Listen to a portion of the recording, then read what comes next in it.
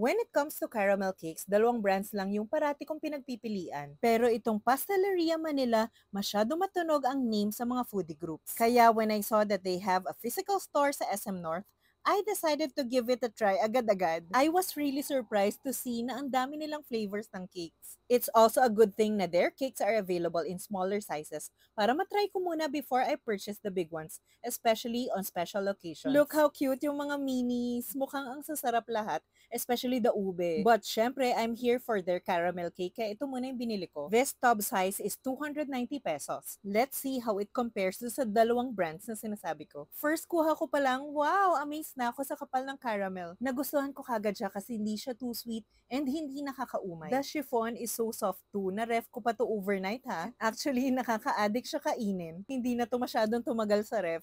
This is just my opinion, pero for me, mas masarap pa itong Pasteleria de Manila doon sa dalawang brands na lagi kong binibili. As in, now I'm craving for caramel cake again. Here's a quick video para may idea kayo sa prices ng cakes nila. Medyo mabilisan lang kasi medyo maraming tao sa SM North. Pause and screenshot nyo na lang to get the prices.